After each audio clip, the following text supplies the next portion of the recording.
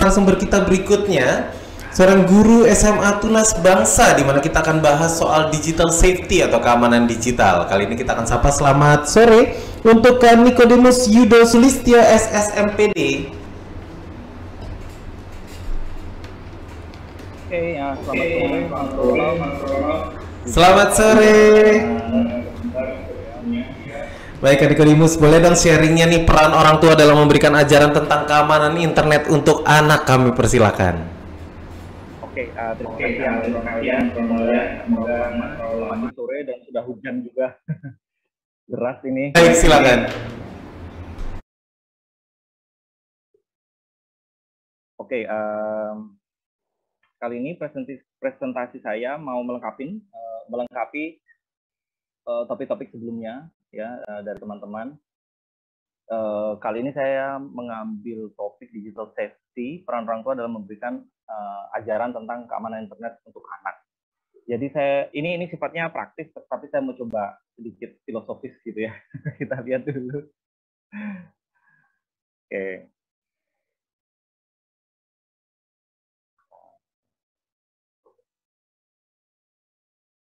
Iya, jadi nama saya Nikodemus Yudo Sulistyo. Saya ini adalah guru Global Perspective di Sekolah Tunas Bangsa dan juga dosen bahasa dan sastra Inggris di STBA Pontianak.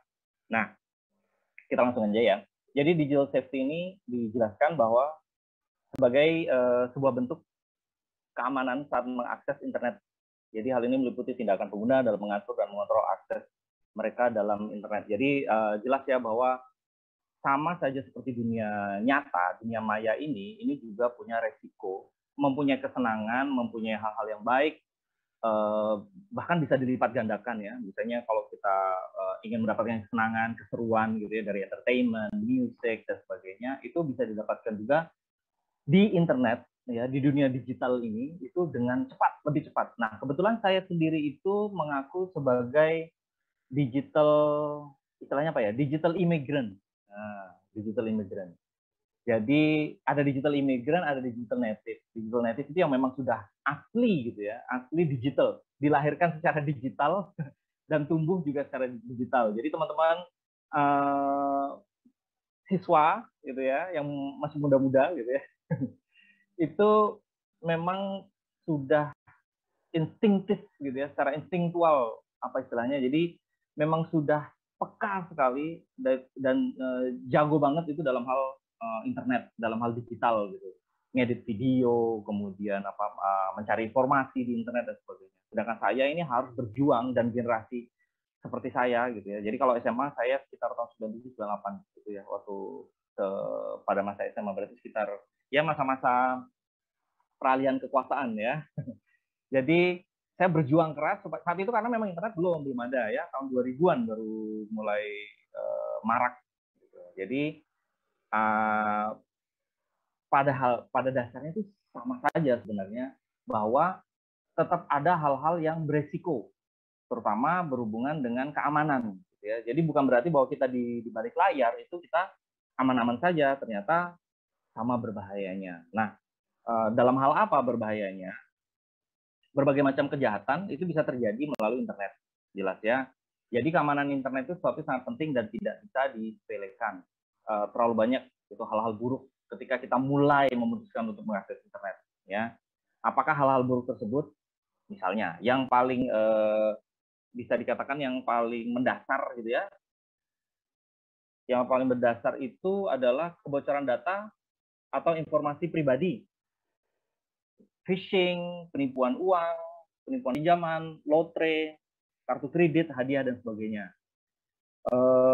Jadi ketika kita mulai mengakses internet, kemudian kita mendapatkan banyak tawaran gitu kan, banyak tawaran yang menggiurkan, yang kesannya itu ketika di dunia nyata itu akan bisa dikatakan hampir mustahil untuk mendapatkan kesempatan seperti itu. Misalnya teman-teman nih buka internet, link tertentu, kemudian dikatakan bahwa ini apa namanya, klik ini maka Anda akan dapat uang gitu ya, dan sebagainya. Tapi Anda harus menampilkan atau memberikan informasi pribadi, dan itu bisa disalahgunakan. Kemudian cyberbullying. Nah, ini jelas sekali. Bully itu tidak sekedar di dunia nyata gitu ya, mengancam yang mengancam kita, tapi juga di cyber, bahkan sebenarnya di internet agak lebih mengerikan ya. Ketika kita salah komentar misalnya komentar kepada BTS gitu ya, ARMY akan menyerang Anda balik gitu. Dan itu kan berarti membahayakan jiwa kita gitu ya. Bahwa nanti kita akan dicari informasinya mengenai orang tua, latar belakang pendidikan, dan semuanya itu dicari tahu sampai kita menjadi merasa terancam, ya kan? Itu masuk dalam cyberbullying. Kemudian pornografi itu jelas sekali. Pornografi itu misalnya pornografi yang paling mendasar misalnya kalau kita merekam foto-foto yang tidak pantas, adegan yang tidak pantas, video, kemudian tersebar secara sengaja maupun tidak. Nah, itu jelas bahaya, mengancam mengancam hal-hal yang pribadi dari kita, gitu ya. Kemudian bentuk kejahatan yang lain seperti hoax, link aplikasi palsu dan sebagainya. Kita mendapatkan link atau berita hoax gitu, kemudian kita menyebarkannya, otomatis kita juga akan terancam secara hukum, ya kan, kemudian secara sosial, bahkan secara politik gitu ya. Itu juga berbahaya bagi kita. Itu baru sedikit saja dari hal-hal yang membahayakan, ya kan. Tapi begini, kalau menurut saya, internet safety itu bisa terwujud bila pengguna internet itu bijak dan waspada. Oleh sebab itu sudah dikemukakan oleh para narasumber sebelumnya, perlu kesadaran dan pengetahuan mengenai keamanan dan etika dalam menggunakan internet sejak dini. Ada beberapa kata kunci di sini. Pertama, bukan sekedar pengetahuan. Kita bagaimana cara melindungi diri kita, passwordnya harus bagus, harus tidak boleh menyebarkan ini, atau secara teknis lah istilahnya ya, secara teknis. Tidak hanya seperti itu, tapi juga kesadaran mengenai etika, apa yang boleh, apa yang tidak.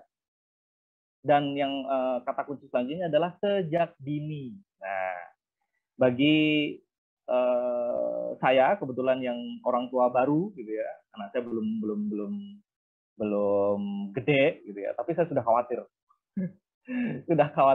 mengenai ancaman-ancaman yang akan terjadi di masa depan. Nah, saya sebagai orang tua, terus apa yang harus lakukan? Apa yang harus saya lakukan untuk melindungi anak saya ini yang sudah terpapar, ya kan? Suka tidak suka terpapar dengan budaya ini yang sudah disebutkan tadi, sudah dijelaskan ya. Budaya digital ini mengakses segalanya, hampir bisa dikatakan segalanya itu dengan lebih cepat, sangat cepat, super cepat itu saja ya. Kalau ada koneksi internet yang sedikit lambat saja kita sudah nggak bisa ditoleransi ya. Kita pengen segalanya cepat gitu. Harus sekarang. Jadi saya udah mulai khawatir.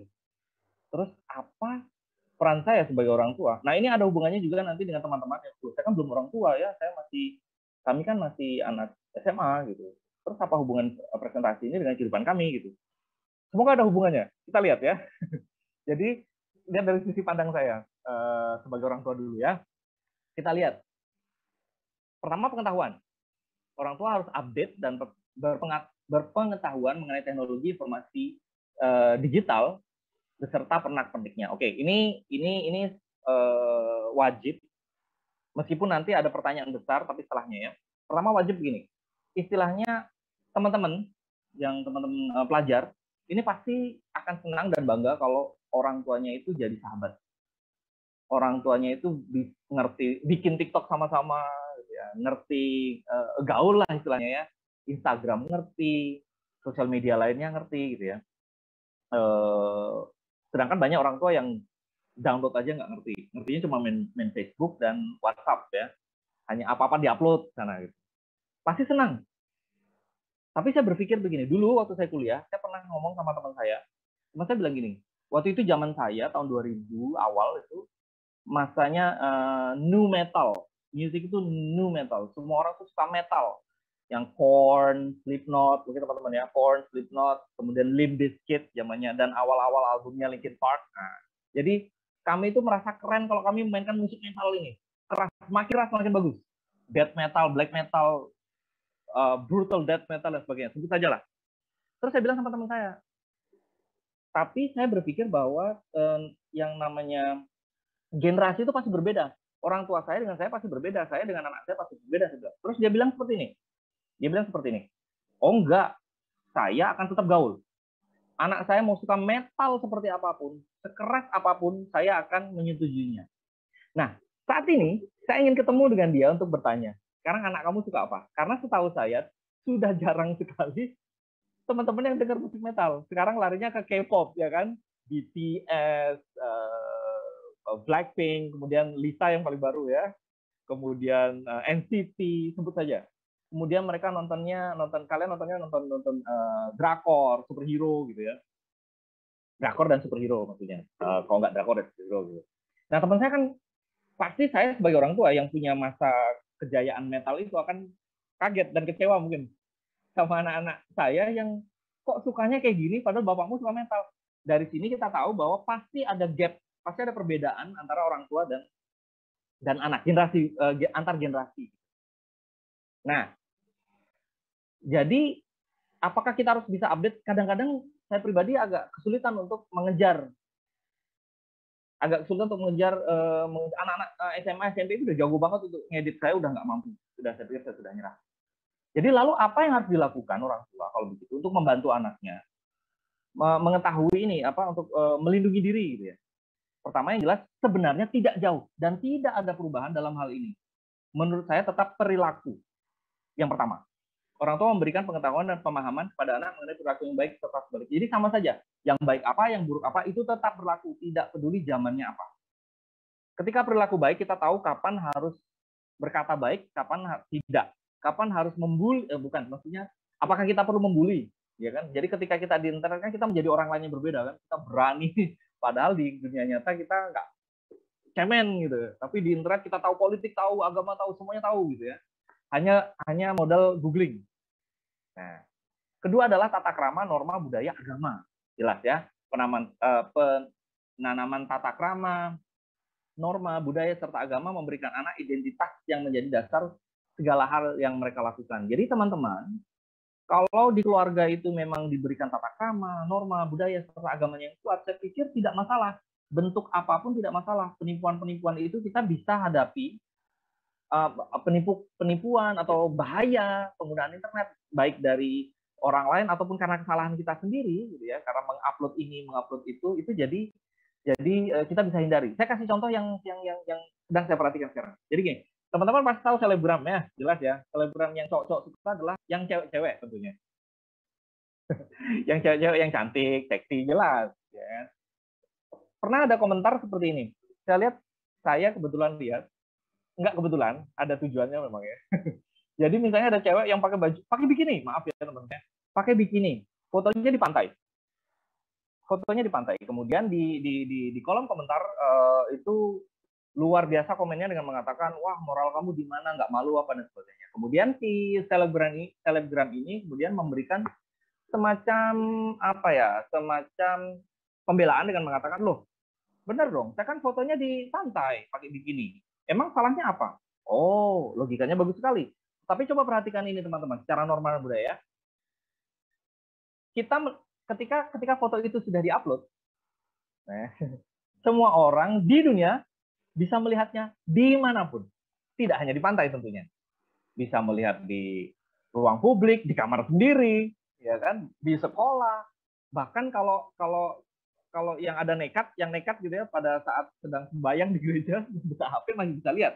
Padahal itu tempat yang tidak pantas untuk melihat seperti itu. Tapi logikanya bukan. Intinya adalah bahwa itu sudah menjadi konsumsi publik.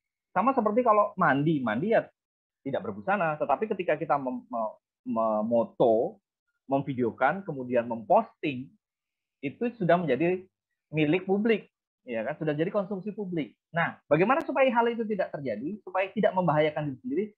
Gampang. Jangan lakukan. Karena kita punya norma, kita punya tata krama bahwa hal itu tidak pantas. Nah, seperti itu. Kemudian hukum dan wawasan kebangsaan, apa hubungannya?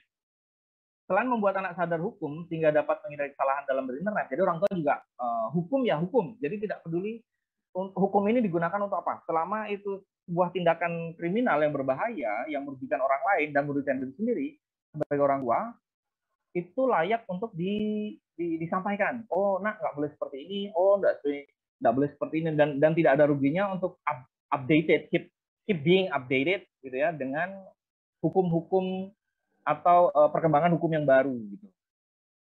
Selain itu, wawasan kebangsaan juga dapat memperkuat pengetahuan anak tentang konsep bersosial dan bernegara. Kembali lagi ke etika Indonesia ini seperti apa sih gitu ya. Sebagai warga Indonesia kita harus seperti apa sih, apakah layak kita dibilang orang Indonesia kalau tidak bisa toleran, nah, tidak bisa membuka pikiran, padahal kita budaya banyak sekali. Masalah perbedaan itu masalah yang sangat awam bagi orang Indonesia.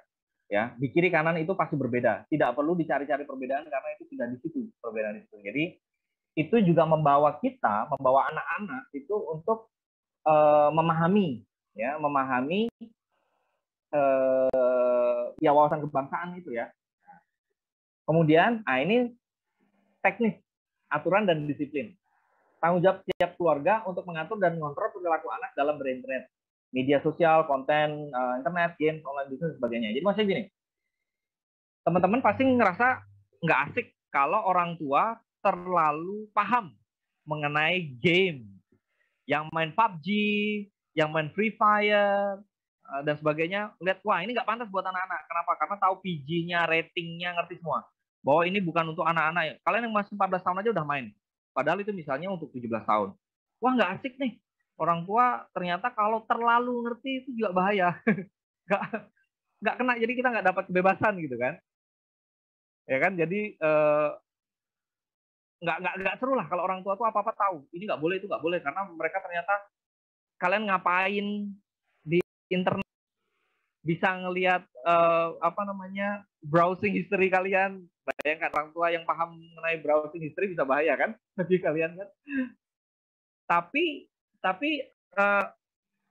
makanya yang diperlukan tuh sebenarnya adalah pemahaman gitu ya. Kalau orang tua bisa memberikan, orang tua dan anak juga bisa memberikan Pak, Ma, meskipun sedikit banyak kadang-kadang saya juga main game yang tidak pantas untuk saya atau nonton film yang nggak pantas untuk saya, tetapi saya bisa kok membentengi diri sendiri karena papa mama, bapak ibu, ayah bunda itu sudah memberikan saya bekal, misalnya seperti itu kan. Jadi ada komunikasi juga dua arah yang membuat anak itu, membuat teman-teman itu juga terlindungi, juga terbantu dengan orang tua gitu. Nah, jadi kesimpulan saya nih, digital safety itu berhubungan juga dengan culture. Pengetahuan akan digital safety hanya akan berguna bila orang tua memberikan dasar-dasar budaya berperilaku yang tepat. Selain teknis itu tadi, selain teknis dalam hal ya di komputernya ya, misalnya jangan mudah terjebak misalnya, atau bagaimana cara mengembalikan akun yang sudah hilang dan sebagainya itu teknis ya. Tapi yang paling penting adalah dasar-dasar budaya berperilaku, baik itu tata krama, norma, agama, dan sebagainya yang kuat atau yang sudah jelas. Jadi ini akan berlaku untuk apa saja. Tidak peduli zamannya berubah seperti apa, kita sebagai orang Indonesia, kita sudah punya identitas yang tidak akan hilang. Jadi jangan, akan konyol bagi kita ketika lagi rame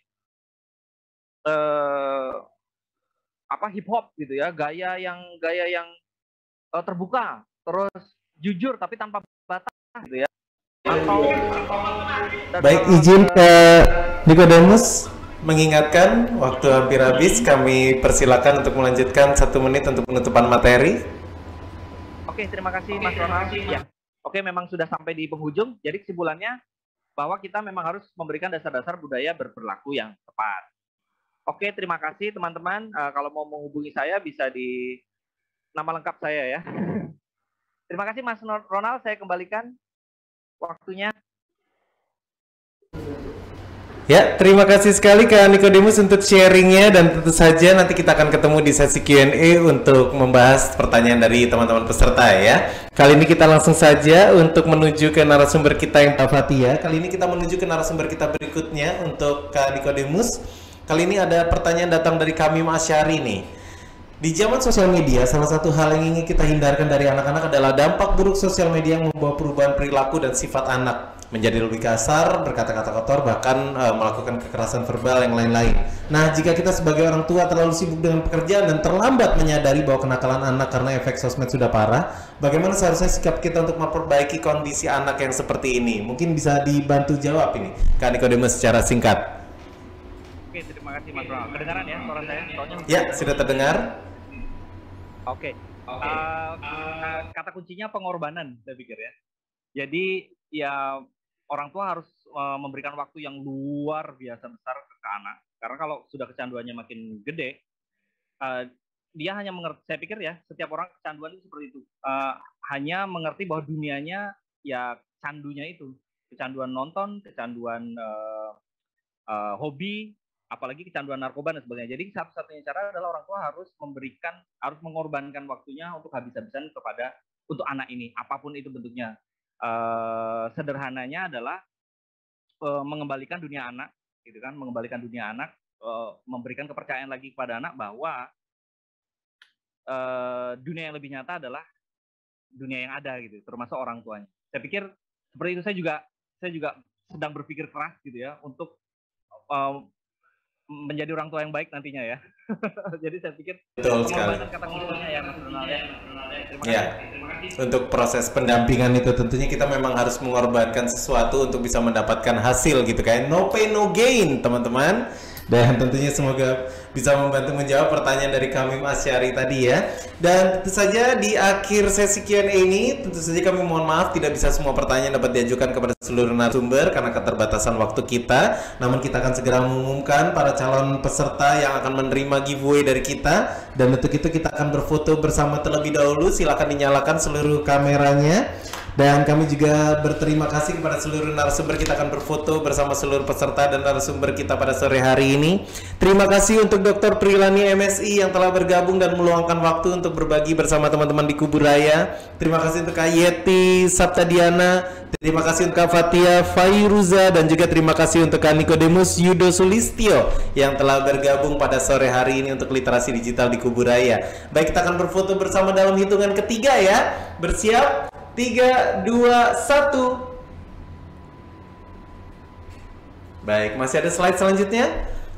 Cukup ya. Baik, kalau begitu langsung saja kita akan mengumumkan para calon pemenangnya. Ada Laili Septiana Dewi, ada Inesia Dwi Novita, ada Nabila Putri Brilian, ada Alivia Diah, ada M. Iftahul Fanani, dan juga ada Kamim Asyari, dan tentu saja nanti akan ditambahkan dari Instagram juga. Dan tentunya untuk verifikasi para calon peserta yang akan menerima giveaway dari kita, nanti bisa berkunjung ke Instagram @litdik.kalimantan ya, untuk mengetahui dan juga klaim hadiahnya bagaimana. Dan tentu saja di akhir sesi kali ini kami juga mengucapkan banyak terima kasih untuk seluruh partisipasi Anda, dan juga mohon maaf bila ada yang kurang berkenan dalam pelaksanaan acara kita hari ini. Semoga teman-teman yang ada di Kuburaya dapat menerima manfaat dari literasi digital kita. Saatnya saya pamit. Jangan lupa subscribe ya untuk YouTube channel kita Literasi Digital Kalimantan, dan jangan lupa untuk mengerjakan post test biar ngedapetin e-certificate.